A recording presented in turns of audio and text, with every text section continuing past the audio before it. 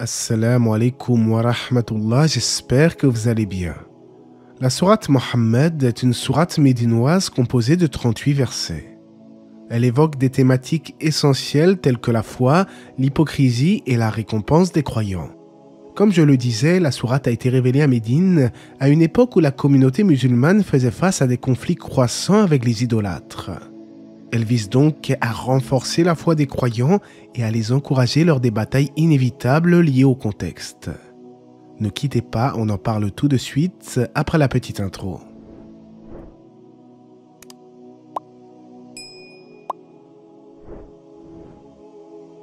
Au début de la sourate, Allah nous rappelle que ceux qui ont mécru ont cherché à détourner les gens de la vérité, leurs œuvres sont donc caduques.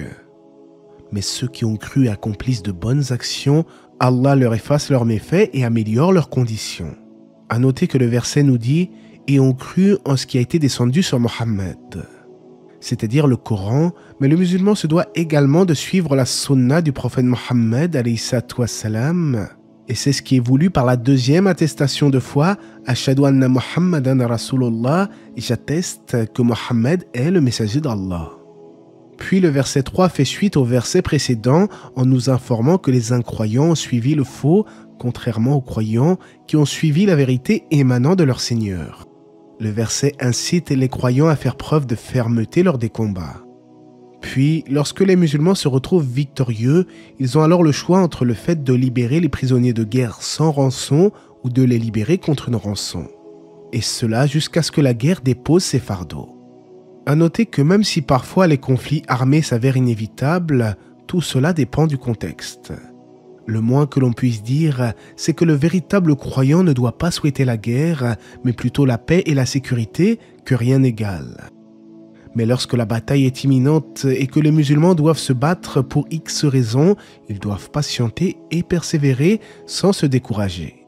C'est pour cela que ceux qui font preuve de courage lors des batailles sont souvent considérés comme des martyrs et Allah ne rendra jamais vaines leurs actions. En fait, ils ont un rang privilégié auprès du Créateur. Allah nous dit ensuite « Ô vous qui croyez, si vous faites triompher la cause d'Allah, il vous fera triompher et raffermira vos pas. » Cela signifie qu'Allah exhorte les croyants à faire triompher sa cause, notamment à travers le fait d'appliquer les préceptes de sa religion et d'appeler les gens à la vérité. Quant à ceux qui ont mécru, ils éprouvent de l'aversion envers la vérité et en conséquence, leurs œuvres ont été réduites à néant. C'est parce qu'ils ont de la répulsion pour ce qu'Allah a fait descendre, il a rendu donc vaines leurs œuvres. Je tiens à rebondir sur cela pour souligner un triste constat. Certains musulmans aujourd'hui, même s'ils ne le disent pas clairement, semblent parfois avoir de l'aversion envers certains rites islamiques. La prière, oh c'est fatigant. Travailler dans une entreprise où je touche de l'alcool, c'est interdit. Ah, tout est haram dans cette religion, ça m'énerve. Attention à ne pas suivre le chemin des incroyants dans notre manière de penser, car en faisant cela, nous risquons de mettre notre foi en péril. Le véritable croyant se doit donc d'accepter tous les commandements divins avec un cœur réceptif et se soumettre entièrement à Allah. Allah nous parle ensuite des polythéistes. N'ont-ils pas parcouru la terre pour tirer des leçons des peuples du passé? Ils ont été anéantis pour avoir rejeté leurs messagers. En fait, Allah est le protecteur de ceux qui ont la foi, tandis que les mécréants n'ont pas de maître qui les guide vers la voie du salut et les préserve du châtiment divin. C'est ainsi qu'au verset 12, Allah nous dit à leur sujet « Et ceux qui mécroient jouissent et mangent comme mangent les bestiaux, et le feu sera leur lieu de séjour. » Cela signifie que ceux qui ont mécru en Allah et en ses messagers ne savent pas faire preuve de retenue concernant les plaisirs de ce monde. Ils mangent à l'image de bêtes sauvages dénuées de raison, comme s'ils n'avaient été créés que pour boire et manger. Et cela est vrai, la plupart des gens, lorsqu'ils boivent ne serait-ce qu'un verre d'eau, ne cherchent pas à savoir qui a créé cette eau, ni l'origine de leur subsistance. Cela me rappelle une célèbre citation d'Ibn al-Qayyim qui explique que les anges ont la raison sans désir, les animaux ont des désirs sans raison, et l'être humain possède les deux. Donc, si nous utilisons notre raison à bon escient, nous nous élevons alors au niveau des anges, mais si nous suivons uniquement nos penchants, nous devenons pires que les animaux. On rapporte d'ailleurs en ce sens du prophète alayhi salatu wassalam Certes, le croyant mange avec un seul estomac, tandis que le mécréant mange avec 7 estomacs. Tout cela nous invite à faire preuve de retenue, même dans les choses autorisées, et à être toujours reconnaissant face aux bienfaits d'Allah. Allah ne nous dit-il pas dans le sens du verset « Puis, assurément, vous serez interrogés ce jour-là sur les délices ». Après avoir mentionné que ceux qui se basent sur une preuve émanant de leur Seigneur ne sont pas comparables aux infidèles qui suivent leur passion, Allah nous donne une description du paradis. Il y aura là des ruisseaux d'une eau jamais malodorante, et des ruisseaux d'un lait au goût inaltérable, et des ruisseaux d'un vin délicieux à boire, ainsi que des ruisseaux d'un miel purifié. Un vin délicieux à boire, c'est-à-dire qui n'enivre pas, contrairement à l'alcool de ce bas monde. En fait, lorsque le croyant demande le paradis à Allah, il doit lui demander le plus haut degré de celui-ci, à savoir le Firdaus.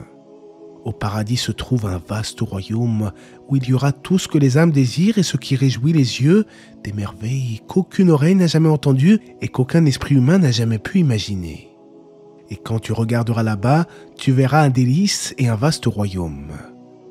Quant aux gens du feu, ils seront abreuvés d'une eau bouillante qui déchire les entrailles, comme nous le rappelle le verset après avoir cité la récompense des bienfaisants. Puis Allah évoque les hypocrites, c'est-à-dire ceux qui prétendent avoir la foi alors qu'en réalité il n'en est rien. Et il en est parmi eux qui t'écoutent. Une fois sortis de chez toi, ils disent à ceux qui ont reçu la science, « Qu'a-t-il dit tantôt ?»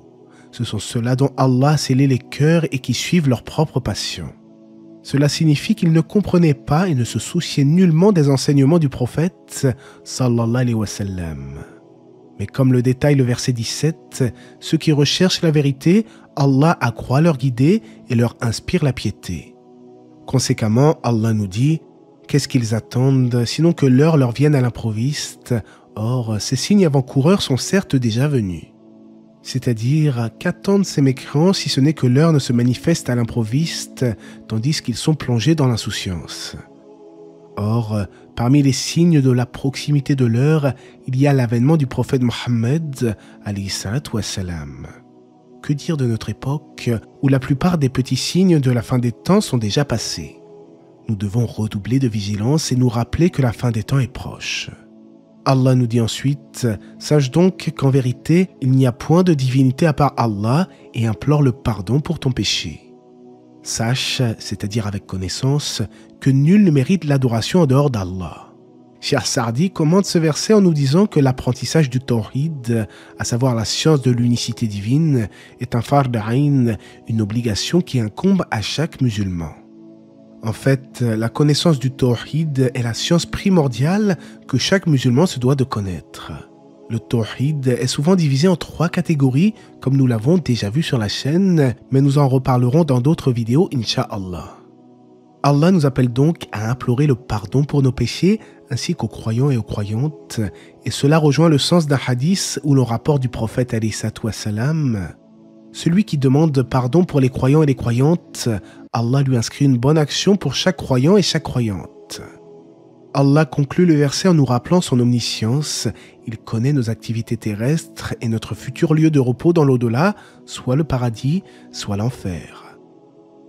Puis Allah évoque de nouveau les hypocrites qui prennent peur lorsque des versets mentionnant le combat sont révélés. En effet, le combat dans le chantier d'Allah est une épreuve difficile pour ceux dont la foi est faible, voire inexistante, car ils préfèrent la vie d'ici-bas à celle de l'au-delà. C'est pour cela qu'Allah nous dit « Si vous vous détournez, ne risquez-vous pas de semer la corruption sur terre et de rompre vos liens de parenté ?» C'est-à-dire, ne risquez-vous pas de revenir en arrière dans la situation qui était la vôtre avant la révélation du Coran? Or, ceux qui sèment la corruption sur terre et brisent les liens de parenté sont ceux qu'Allah a maudits. Ils sont sourds et aveugles face à la vérité. Ne méditent-ils pas sur le Coran ou y a-t-il des cadenas sur leur cœur? Dans la mesure où les incroyants ne méditent pas sur le Coran et sur le sens de ces versets, c'est à nous autres musulmans d'étudier le livre d'Allah en profondeur, et qu'Allah nous accorde la bonne compréhension de notre religion. Puis Allah évoque une nouvelle fois la situation des hypocrites qui dissimulent leur mécréance. C'est parce qu'ils ont dit à ceux qui ont de la répulsion pour la révélation d'Allah, « Nous allons vous obéir dans certaines choses. » Allah cependant connaît ce qu'ils cachent. Mais Allah nous dit, qu'en sera-t-il lorsque les anges les achèveront au moment de leur mort? En réalité, ils ont suivi ce qui a suscité le courroux d'Allah et leurs œuvres ont donc été réduites à néant. Au verset 29, Allah continue de nous parler des hypocrites, à savoir ceux qui ont une maladie au cœur. Pense-t-il qu'Allah dissimulera leur haine indéfiniment? Or, si nous voulions, nous te les montrerions.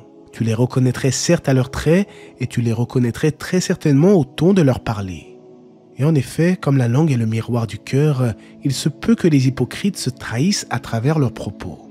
Néanmoins, le musulman doit s'écarter du jugement de mécréance et éviter de taxer ses frères d'hypocrisie, car le jugement d'excommunication n'est pas une affaire à prendre à la légère. En effet, il peut y avoir des facteurs que nous ignorons et c'est pour cela que le musulman doit s'occuper avant tout de sa propre personne avant de se focaliser sur les autres. Au verset 31, Allah déclare qu'il éprouve les gens afin de pouvoir distinguer les croyants sincères, notamment à travers la lutte dans son sentier. Puis le verset suivant évoque les apostats qui ont renié l'islam après l'avoir accepté. Leurs œuvres sont donc caduques et ils ne font que nuire à leur propre personne. Aujourd'hui, nous pouvons voir des gens débattre sur les réseaux sociaux, des soi-disant ex-musulmans qui s'attellent à dénigrer les textes islamiques.